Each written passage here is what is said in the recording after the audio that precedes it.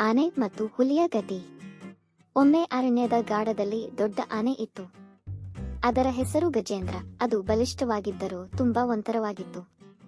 ಎಲ್ಲ ಜೀವಿಗಳ ಜೊತೆ ಸ್ನೇಹ ಮಾಡಿಕೊಳ್ಳುತ್ತಿತ್ತು. ಆದರೆ ಹುಲಿ ಒಂದಿತ್ತು. ಅದರ ಹೆಸರು ಶೇರ್ ಖಾನ್. ಅದು ಕ್ರೂರಿಯಾಗಿ ಎಲ್ಲರಿಗೂ ಭಯವನ್ನುಂಟು ಮಾಡುತ್ತಿತ್ತು. ಯಾರೂ ಅದರ ಹತ್ತಿರ ಬರುತ್ತಿರಲಿಲ್ಲ. ಶೇರ್ ಖಾನ್ ಒಂಟಿಯಾಗಿ ತಿರುಗುತ್ತಿತ್ತು, ಹಸಿವಿನಿಂದ ಕಿರಿಚುತ್ತಿತ್ತು. ಒಂದು ದಿನ ಭಯಂಕರ ಮಳೆ ಬಂತು.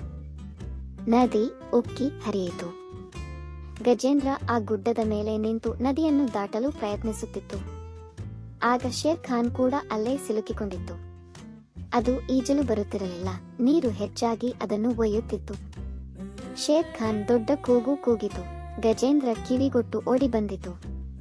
ಯಾರು ಕೂಗಿದ್ದು ಎಂದು ಕೇಳಿತು. ಶೇರ್ ಖಾನ್ ನೀರಿನಲ್ಲಿ ಮುಳುಗುತ್ತಾ ನನ್ನನ್ನು ರಕ್ಷಿಸು ಎಂದು ಬೇಡಿಕೊಂಡಿತು. ಗಜೇಂದ್ರ ಹೆದರಲಿಲ್ಲ. ತನ್ನ ದೊಡ್ಡ ಸೊಂಡಿಲಿನಿಂದ ಶೇರ್ ಖಾನ್ ಹಿಡಿದು ಎತ್ತಿತು. ನಂತರ ತನ್ನ ಬಲಿಷ್ಠ ಕಾಲುಗಳಿಂದ ನೀರನ್ನು ಎದುರಿಸಿ ದಡ ಸೇರಿಸಿತು. ಶೇರ್ ಖಾನ್ ನಡುಗುತ್ತಾ ನಿಂತು ಗಜೇಂದ್ರನ ಕಾಲಿಗೆ ಬಿದ್ದಿತು. ನೀನು ನನ್ನ ಶತ್ರುವೆಂದು ಭಾವಿಸಿದ್ದೆ, ಆದರೆ ನೀನು ನನ್ನ ಪ್ರಾಣ ಉಳಿಸಿದೆ.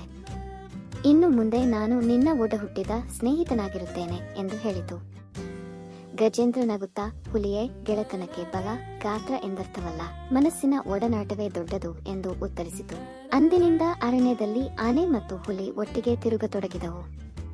ಗಜೇಂದ್ರ ತನ್ನ ಸೊಂಡಿಲಿನಿಂದ ಮರದಿಂದ ಹಣ್ಣು ಕಿತ್ತುಕೊಡುತ್ತಿತ್ತು.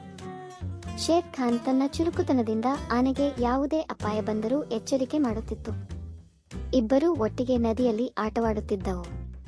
ಶೇರ್ ಖಾನ್ ಇನ್ನು ಯಾರ ಮೇಲೂ ದಾಳಿ ಮಾಡದಂತೆ ಒಡನಾಟ ಕಲಿತುಕೊಂಡಿತು. ಒಮ್ಮೆ ಕಾಡ್ಗಿಚ್ಚು ಹೊತ್ತಿಕೊಂಡಿತು. ಎಲ್ಲ ಪ್ರಾಣಿಗಳು ಓಡಾಡಿದವು. ಆದರೆ ಗಜೇಂದ್ರ ಮತ್ತು ಶೇರ್ ಖಾನ್ ಒಟ್ಟಿಗೆ ನಿಂತು ಎಲ್ಲರನ್ನೂ ರಕ್ಷಿಸಿದವು. ಗಜೇಂದ್ರ ನೀರನ್ನು ಚಿಮುಕಿಸಿ ಬೆಂಕಿ ನಂದಿಸಿತು. ಶೇರ್ ಖಾನ್ ಚಿಕ್ಕ ಪ್ರಾಣಿಗಳನ್ನು ಸುರಕ್ಷಿತ ಸ್ಥಳಕ್ಕೆ ಕೊಂಡೊಯ್ದಿತು. ಅರಣ್ಯದ ಎಲ್ಲ ಜೀವಿಗಳು ಇವರ ಗೆಳೆತನವನ್ನು ಕಂಡು ಆಶ್ಚರ್ಯಪಟ್ಟವು. ಆನೆಯ ದಯೆ ಮತ್ತು ಹುಲಿಯ ಧೈರ್ಯ ಒಟ್ಟಾಗಿ ಬಂದರೆ ಏನೇ ಆಗಲಿ ಎದುರಿಸಬಹುದು ಎಂದು ಹೇಳಿಕೊಳ್ಳತೊಡಗಿದವು. ಹೀಗೆ ಆ ದೊಡ್ಡ ಆನೆ ಮತ್ತು ಕ್ರೂರ ಹುಲಿಯ ನಡುವೆ ಅಪೂರ್ವ ಗೆಳೆತನ ಮೂಡಿತು. ಅದು ಅರಣ್ಯಕ್ಕೆ ಶಾಂತಿ ಮತ್ತು ಸಾಮರಸ್ಯ ತಂದಿತು.